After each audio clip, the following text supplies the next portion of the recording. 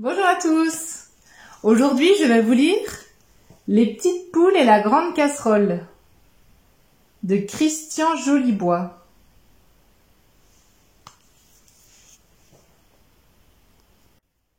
Les petites poules et la grande casserole.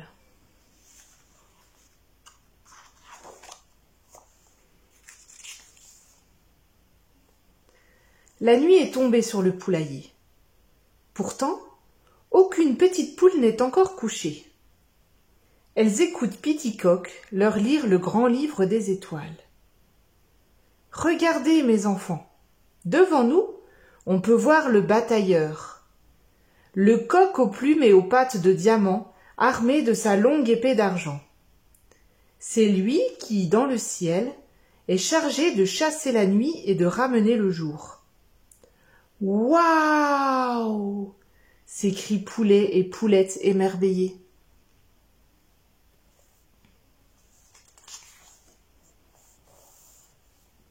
Là-bas, poursuit le chef de la basse-cour, cet astre qui brille plus que les autres, c'est l'étoile poulaire. Qu'elle est belle! S'exclament Bellino, Carmen et Carmelito. Sa présence dans le ciel signale l'arrivée prochaine de l'hiver. Mais surtout, elle annonce l'immense fête qui aura lieu demain dans tous les poulaillers. La fête de l'étoile poulaire! Youpi! Dis, papa, demande soudain Carmen, cette casserole qui vient d'apparaître au-dessus de chez nous, elle annonce quoi?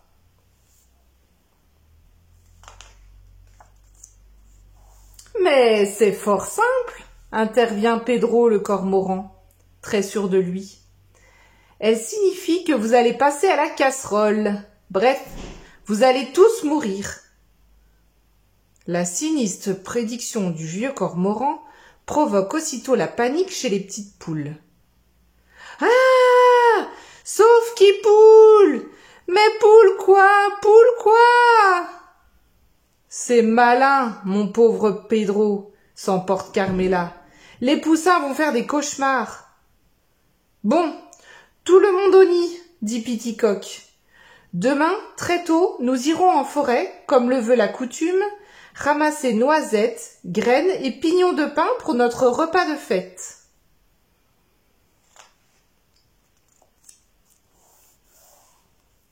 Pour Coq en pâte, Bangkok et Mollet de coq, l'arrivée de cet ustensile de cuisine dans le ciel est un très mauvais présage. « Je ne veux pas finir à la casserole !» pleurniche Mollet de coq. Une idée germe lentement dans la cervelle du petit rondouillard. Pour que la fermière ne puisse pas nous faire cuire, il faut lui voler son matériel, pardi. Suivez-moi. Qu'est-ce que t'es intelligent, Coq en pâte. Je sais. Dehors, la neige commence à tomber. Nos 3 lascars sont entrés chez la vilaine. Ils n'osent pas l'avouer, mais ils ont la pétoche. Le cœur des petits poulets fait un bruit de marteau dans leur poitrine. Un tapage a réveillé toute la maison. « Je la tiens, les copains !» chuchote Coq en pâte. « Maintenant, comment s'en débarrasser ?» Bangkok se met à glousser. « Et si on allait la jeter entre les griffes de l'abominable, du moulin de la rivière qui pue ?»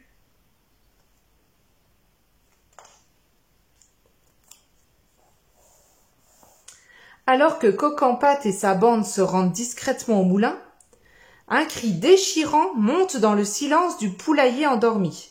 « Au secours !»« Que t'arrive-t-il, Bellino ?» s'inquiète Carmelito.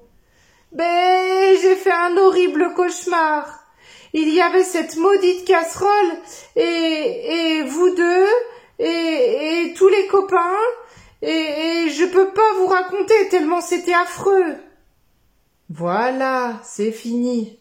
Rendors-toi, Bellino, lui dit Carmen. Je vais grignoter un morceau de quipu. Ça m'aidera à retrouver le sommeil.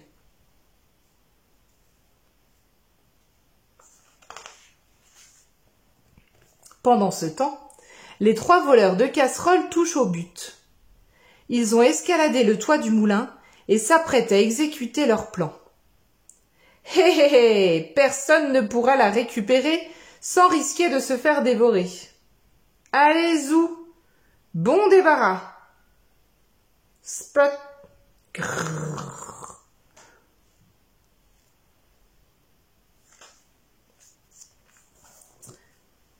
Quelques heures plus tard, alors que la nuit enveloppe encore le poulailler, c'est l'agitation des grands jours. Malgré l'heure matinale, pas une petite poule n'est restée paressée au fond de son nid. Parents et enfants s'équipent pour aller ramasser en forêt les délicieuses friandises que l'on partagera au cours de la grande fête de l'étoile poulaire. Qui n'a pas son ver luisant? Qui veut sa luciole, sa mouche à feu? Les petites poules se dirigent à travers les champs et les bois en chantant. C'est nous les gagas, les gallinacés, laissez-nous papa, laissez-nous passer. Nous on va rara, on va ramasser des marrons glagla, des marrons glacés. Les glaneuses se mettent à la recherche de petites graines de millet, de noisettes, de tendres pignons et de pommes givrées.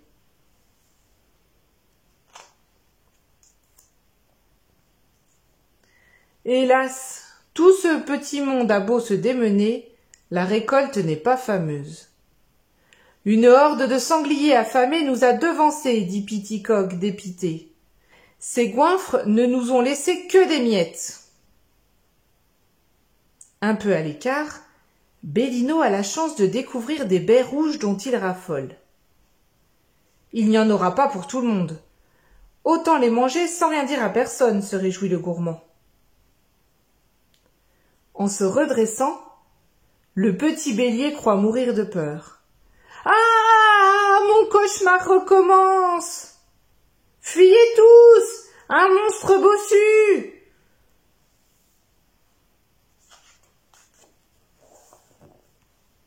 Terrifiés, Poulet et Poulette ont du mal à empêcher leurs genoux de jouer des castagnettes.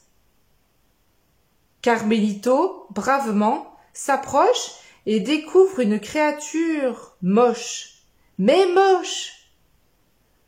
Pourquoi est-elle ficelée à cet arbre? « Vous avez vu ses dents ?» s'écrie Mollet de Coq. « C'est sûrement un dévoreur d'enfants. »« Regardez, il bave. »« C'est un lépreux !»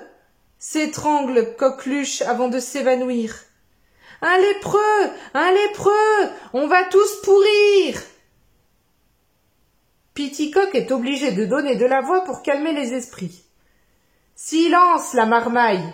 Vous êtes tombé sur la crête? Monsieur est un paisible marchand ambulant. Carmélito, aide-moi à délivrer ce malheureux. »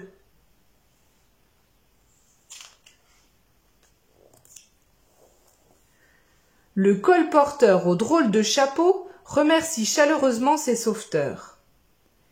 Il dit s'appeler Bagdadi et venir d'Orient, une contrée fort reculée, à des centaines de jours de marche d'ici. Intrigué, Carmen lui demande « Mais que viens-tu faire en ces lieux, si loin de ta maison ?» « Chaque année, explique l'étranger, je viens livrer ma marchandise à une très bonne cliente. Une vieille femme aux cheveux rouges qui habite au plus profond de la forêt. Mais pour mon plus grand malheur, cette fois, j'ai été attaqué par des brigands. Ils ont volé mon précieux chargement. Monsieur Bagdadi, remarque Piticoque, vous tremblez de froid. Venez vous réchauffer et reprendre des forces dans notre modeste logis. Ce soir, c'est la grande fiesta au poulailler. Acceptez d'être notre invité, ajoute Carmélito.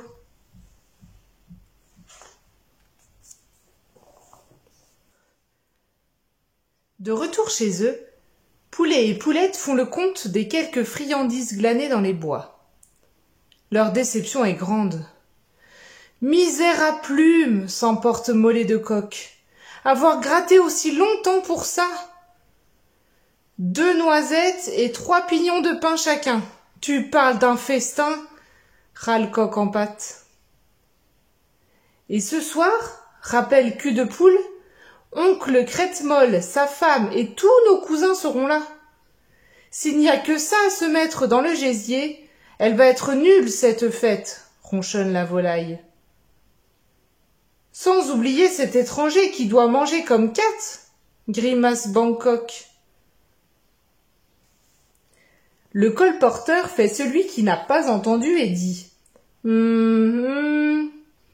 Mes amis, je crois que j'ai ce qu'il faut pour sauver cette soirée. »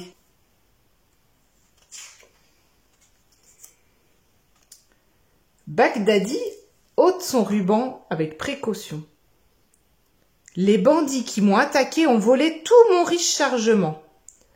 Mais, heureusement, ils n'ont pas découvert ma réserve personnelle.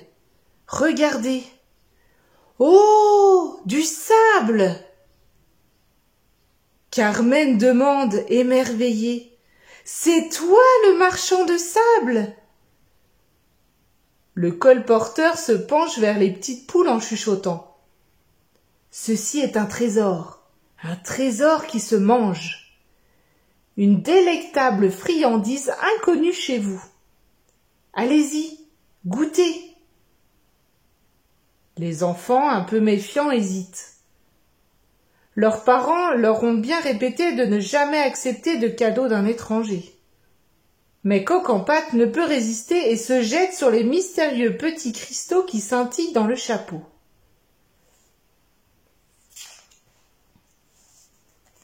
Miam! Fait le gourmand en se caressant le bidou. Que c'est bon! Les petites poules qui ne veulent pas rater ça se précipitent. Exquis, savoureux, succulent. C'est le meilleur amuse-bec que j'ai jamais goûté, ce Pam Carmelito. Cette chose raffinée, c'est le sucre, explique Bagdadi. Une gourmandise qui apporte douceur et bonne humeur, console des gros chagrins, donne du plaisir et chasse tous les soucis. On le croque et hop! De larges choux rires se déchirent aussitôt sur les bouilles des petits et des grands. Quelle chance d'avoir dans son pays des mines de sucre! S'exclame Carmen.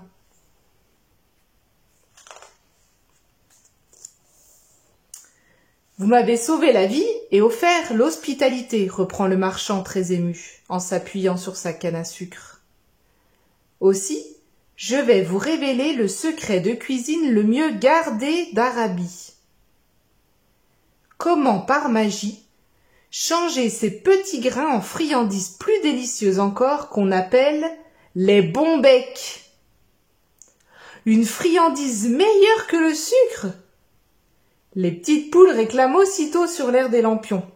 Bagdadi, la magie, Bagdadi, les bons becs, Bagdadi, la magie, Bagdadi, les bons becs. Pour cela, il me faut une grande casserole. Nom d'une coquille, s'écrie Carmelito, la grande casserole, vous entendez ça les copains? Je sais où en trouver une, dit Carmen. Celle de la vilaine est accrochée près de la cheminée. Allons lui emprunter. Attendez, attendez! La casserole n'est plus chez la fermière, hurle Mollet de Coq. C'est vrai, reconnaît Coq en pâte, un peu gêné. On s'en est débarrassé. Loin, loin d'ici. Quel boulet, ce poulet, s'emporte Carmelito. Le temps presse, il ne nous reste que quelques heures pour préparer le repas de fête. Où l'avez-vous mise? Vite! S'écrie Carmen. On l'a jetée dans la cour du moulin de la rivière qui pue, avoue Bangkok. Je connais, s'enflamme Bellino. C'est là qu'on fait mon fromage préféré. Je vais vous y conduire. Enfer et crotte de poule! On a oublié de leur parler de l'abominable. Ils vont se faire manger tout cru.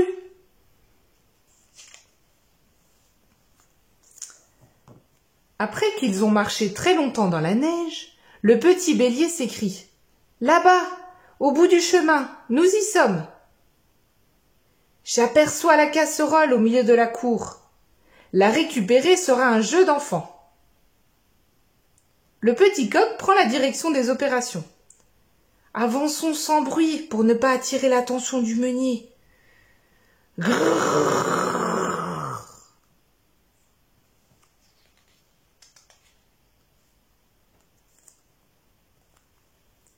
Touche pas à ma sœur, menace Carmelito. Face au danger, Carmen garde son sang-froid et lance au molosse. Tiens, goûte-moi ça, mon gros pépère. C'est bon, hein? Il aime ça, le chien-chien. Encore un sucre? Oh oui, c'est le sucre du matin, ça. Rejoins-nous, Bellino. Ce gentil toutou se propose de nous raccompagner au poulailler.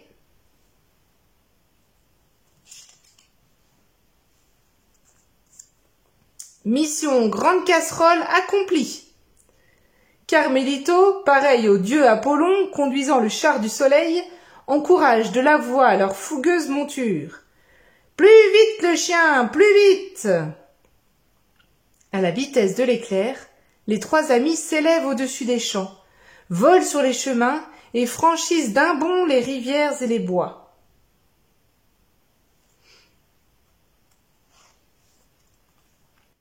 Soudain, au plus profond de la forêt, ils sont intrigués par un étrange spectacle. Mais pas le temps de flâner, on les attend au poulailler. Miam, miam, miam, miam.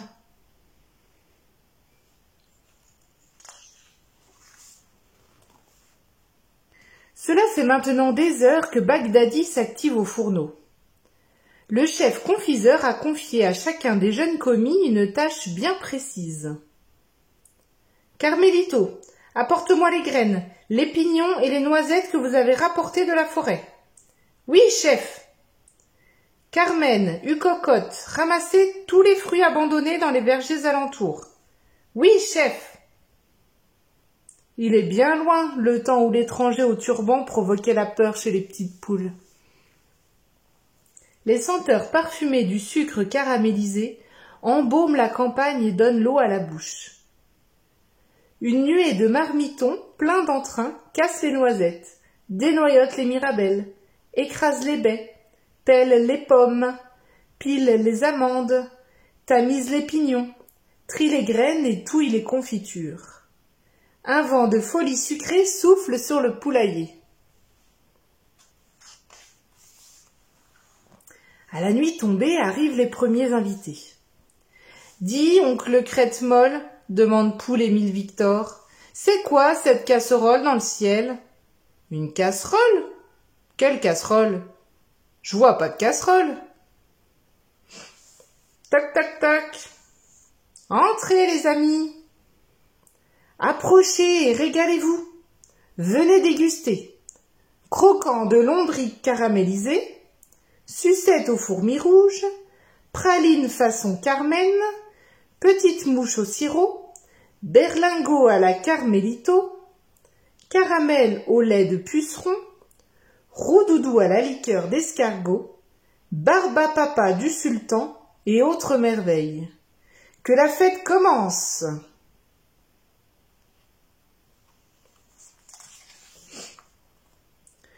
Ce fut, de mémoire de petite poule, la plus belle, la plus joyeuse fête de l'étoile poulaire.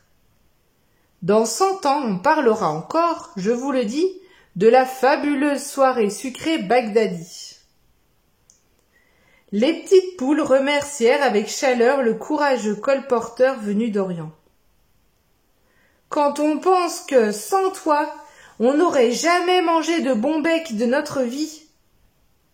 Nom d'une poule, un monde sans sucre, l'enfer. La fête s'achevait quand soudain retentirent de terribles cris de douleur. Aïe, aïe! Oh, que j'ai mal! Gémit le pauvre Bagdadi. J'ai oublié de vous dire, les enfants, le sucre, c'est bon, mais hélas, ça fait des trous dans les dents. Ouille, ouille. Nous, on s'en moque, on n'a pas de dents. Voilà, c'est terminé. À bientôt.